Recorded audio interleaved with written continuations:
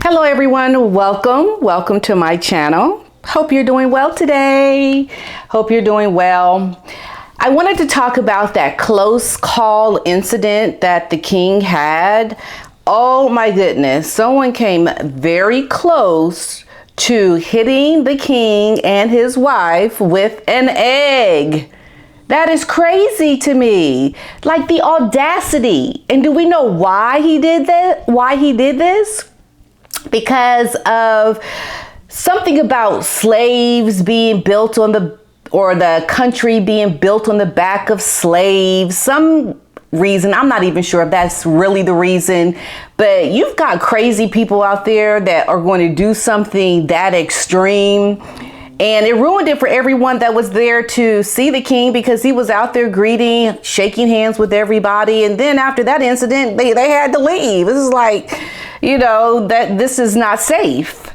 And this is what ruins it for people who really have wanting to come out and to really give their support to the king. And then it just takes one wackadoo, to ruin it for everybody else. I think that's wrong. So unfortunate that happened, but nevertheless, not good. But he had the egg gods on his side, because the egg didn't hit him. It came close, but it missed him. And thank goodness it did. Thank goodness. What I wanted to talk about today was this whole thing around Harry and his book and the big risk that this is going to have for the royal family. And we see Harry going down a trajectory that is going to get him nowhere fast. He has no life experiences around this wife, this Jezebel, that has consumed him. And the things that she is doing, that she has already done, is not going to fare well for Harry. He is not going to fare well, and he is going to be on the losing end of a losing end. And it's so unfortunate that it has to be this American woman. And just like we know this American man that has married Martha Louise in Norway, I don't know this man's character. I just know that he looks like a black man, and that is completely different than the experiences that Harry tries to claim his wife walks in. And I think the deception of how Meghan wants to show her little bit of blackness in a way to be that discriminatory, it is false, because you don't experience racism looking like a Meghan Markle. And if she does, it's only because, like I've always said, because they know who her mama is. So I hope that this American side does not fare well with history.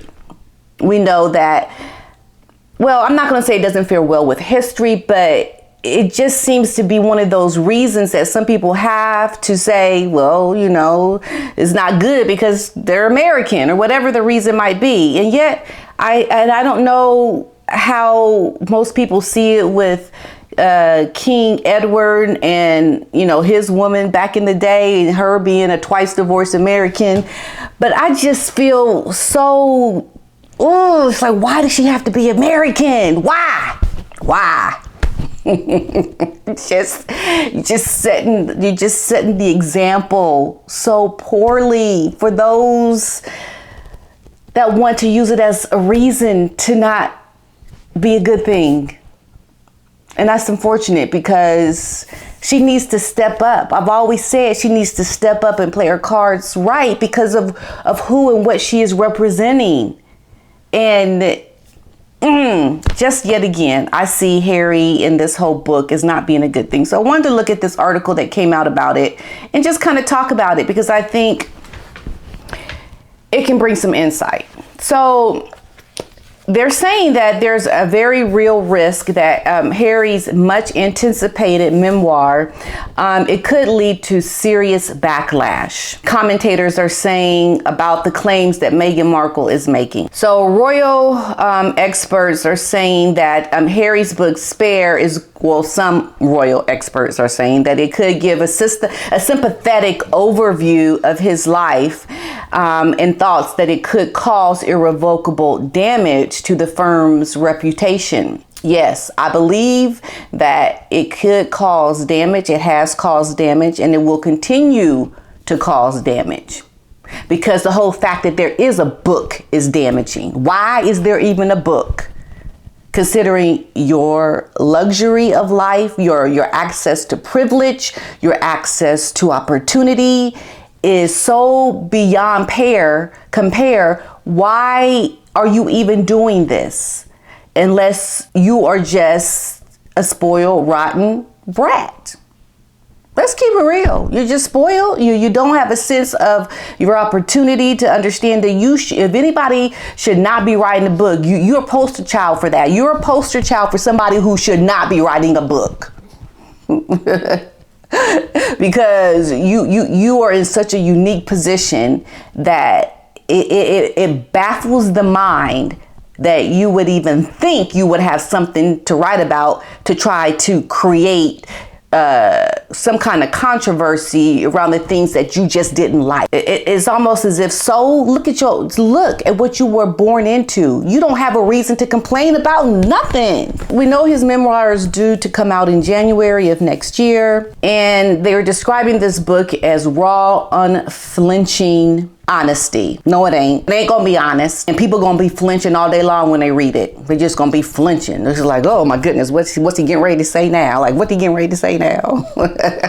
His memoir is said to be filled with insight, revelation, self-examination, hard-won wisdom about the eternal power of love over grief. Ain't no love going to be overcoming any grief, because you're going to have your so-called love giving people a lot of grief.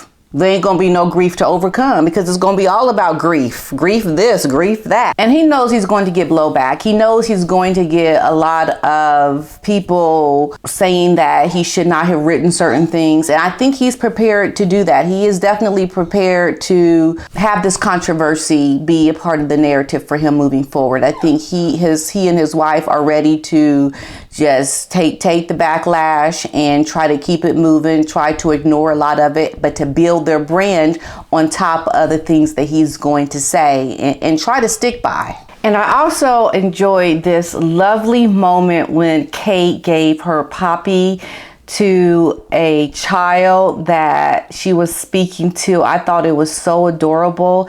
And what I love about Kate is that she is really able to come off as a very genuine person. She doesn't seem pretentious and fake and trying to be a warm person when she's not. Like, she seems really authentic. Really authentic. This is why when I saw the things that Meghan was doing, I just was so mad at her. Like, it's like you and Kate could be rocking it. You and Kate could be out just shining so big.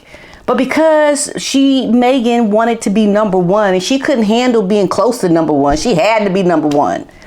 That's the problem. The greed, the wanting to step into first place rather than being happy that you in second place, and that you are even in company with these people as they go out and do great things, shows you just want everything for yourself. You are so selfish in what you want that you can't be happy doing good things with people who can actually make these good things happen.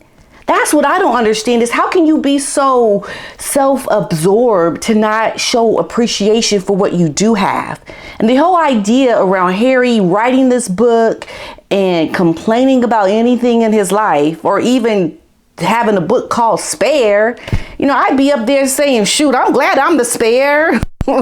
You know what I can do as the spare?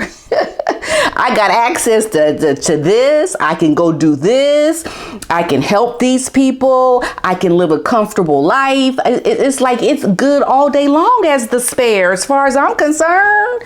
But yeah, he gonna try to take this position that he was born into and make it seem like a bad thing. He and his wife. How can you be put in positions that you are in and not show appreciation for that? And not really be thankful for what you were given. This is how you know. Anybody that celebrates this couple and what they're doing, something's wrong with you. That's right, I said it. Something is wrong with you, because you cannot see how this couple have thrown away opportunity that they should have been grateful for, let alone trying to empower this stupidness that they have going on between the two of them. You are trying to take something that you should have been grateful for, and you're trying to turn it into and whip it into an opportunity. And like, you're trying to whip it around like, okay, we're gonna change this. We're gonna whip this into us having more than what we already have. No, there's something wrong with you when you try to do this, because it shows you don't have gratitude. You're not thankful. And that's the problem that I have with people that have so much, but yet you squander it on being selfish, egotistical, greedy, and you don't use it in a way that is making the world better. You're using it to empower and enrich yourselves with some nonsense. Why is this? It's because they have no talent. They have no skill set. Meghan up here with this podcast trying to give some informative talk about, archetypes and stereotypes, and her little whisper of laughing the whole time while she's talking. Like, you can hear the stupidness in her voice when she speaks on that podcast. It just is cringy. And it's like, you cannot tell me that you have something that is of value that you're saying, because you haven't walked in experiences that have legitimized you and what you're trying to talk about. You're just talking about things that people have called you, and now you're trying to call it out with some intellectual whisper that people should now all of a sudden listen to you because Spotify didn't pay you all these millions to get up there and spew your nonsense. It's ridiculous. It's ridiculous. And for me, I wanted to do like review on her podcast. I mean, I'll talk about pieces of it, but I literally cannot sit through it, because it makes me sick to my stomach to listen to this woman try to really be legitimate in what she is saying. And sooner or later, people will get it. They'll understand what's going on with Meghan and how she's perpetrating fraud. They'll get it. They'll see it. Because she and Harry, they don't have no talent. They don't have anything that's going to carry them for people to even hold people's attention long enough, because they don't have anything sustainable. The only thing that they have that's sustainable is the connection that they have to royalty, and using this connection to monetize it, using this connection to make money off of the closeness of royalty, but yet not wanting to do the things that royal people do, like what Kate has done. She has shut her mouth. She has walked in grace and with dignity, and she has done the things that she said she would do when she married into the royal family. Unlike what Miss Meghan Markle has done. Let's keep it real, folks. Let's keep it real.